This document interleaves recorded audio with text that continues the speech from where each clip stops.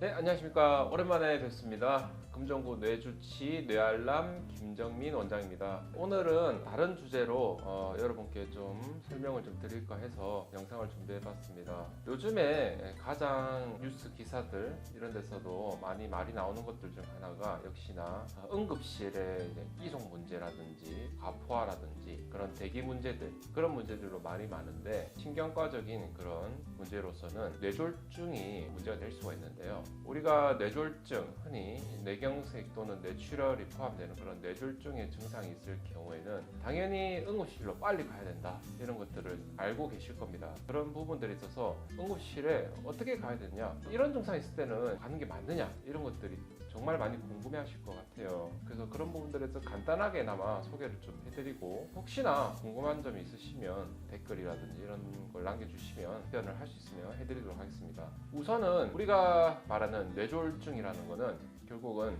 뇌혈관의 문제로 인해서 뇌실질에 혈류의 공급이 되지 않아서 뇌세포의 괴사 또는 뇌세포의 조직의 손상이 일어나는 겁니다. 이런 것들에 있어서 골든타임이 존재하는데, 우리 뇌는 다른 인신체 조직들과는 다르게 세포의 괴사라든지 특히 뇌혈류가 상당히 중요한 그런 조직이기 때문에 골든타임이 존재를 하는 거예요. 보통은 우리가 이제 3시간에서 4시간 반, 1.5시간 골든타임으로 두고 있는데, 이 시간 내에는 응급실에 빨리 도착을 했을 경우에 신경과 의사가 보고 판단을 해서 영상검사를 시행하고 뇌경색 이 판단이 될 경우에는 빨리 정맥내 혈전 용해술을 시행을 할 수가 있기 때문에 이런 것들을 말씀을 드린 겁니다. 그런 동맥내 혈전 용해술 같은 경우도 요즘에 많이 연구가 되고 있는데, 그 전에 6시간 단위를 끊었었는데 요즘에는 12시간, 심지어는 24시간까지 가능하다는 그런 연구들이, 결과들이 많이 나오고 있어요. 그래서 점점 앞으로는 이러한 골든타임이 조금 늘어날 수 있다라고 생각이 들고요. 판단은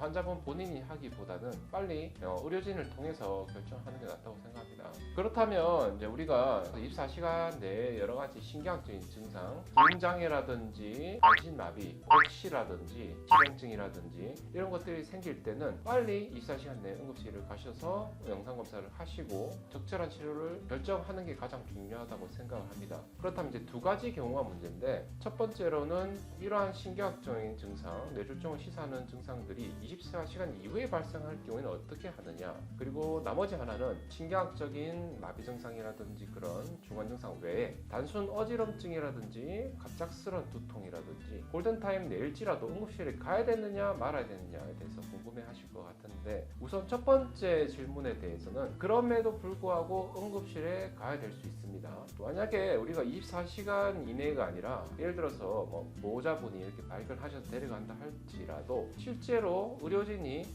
이런 병력 청취를 했을 때는 시간이 달라질 수가 있어요. 그거를 이제 보호자분 또는 환자분 본인이 판단을 하시기보다는 의료진이 판단하는 게 가장 적당하다고 생각하고, 그리고 또 하나는 24시간 이후에라도 신경학적인 그런 이제 이상이 있을 때 나타나는 그런 증상에 대해서 영상검사를 빨리 시행을 해야 될 경우가 있고, 또 심지어는 정맥내 혈전 용해술이라든지 동맥내 혈전 용해술 같은 침습적인 치료를 해야 되는 경우가 있습니다. 그렇기 때문에 마찬가지로 응급실을 가셔야 되는데, 그 외에는 이제 24시간 이내에 비특이적인 증상에 대해서 조금 더 생각을 해볼 수가 있어요. 우리가 흔히 말하는 어지럼증이 정말 다양하고 많은데 상당히 위험한 어지럼증이 있을 수가 있고요. 우리가 사실 일상생활에서 여러 번 겪을 수 있고 실제로 검사상에서 문제가 안 나타나는 어지럼증이 생길 수가 있어요. 그런 경우를 조금은 구분을 하는 것도 하나의 적절한 의료의 그런 접근이라고 생각하기 때문에 말씀을 드리자면, 우리가 어지럼증 같은 경우는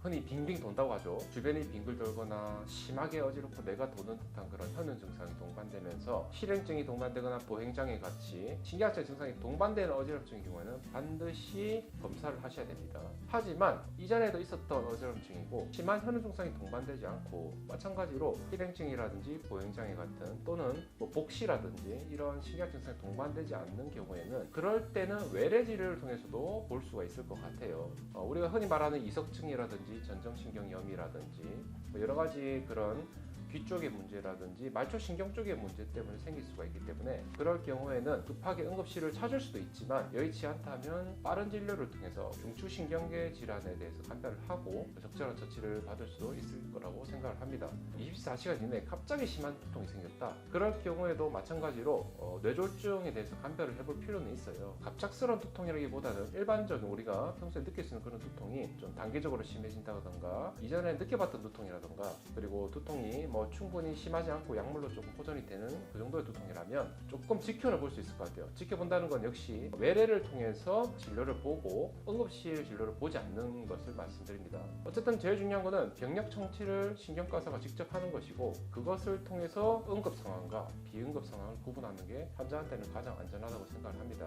요즘에 이런 응급실 상황들이 환자분들에게도 많이 좀 고민이 좀 되실 것 같고 의료진 분들에게도 스트레스라든지 부담이 되실 것 같으니까 이런 경우에 대해서 조금이라도 설명이 좀 도움이 되셨으면 좋겠고 모든 증상들을 다 응급실에서 볼 수는 없지 않나요? 그래서 적절하게 어느 정도 기본적인 의학 지식은 가지고 접근을 하는 것이 우리 사회에게도 도움이 좀 되고 여러분과 의료진과 또 여러분들의 건강에도 좀 도움이 되실 것 같아요. 그래서 다음번에 또 이 영상으로 찾아뵙도록 할 테니까 궁금한 점 있으시면 질문 남겨주시거나 코멘트 남겨주시면 보고 다음번에 답변도 해드리는 시간을 좀 갖도록 하겠습니다. 그러면 좋은 시간 되시고 시청해 주셔서 감사합니다.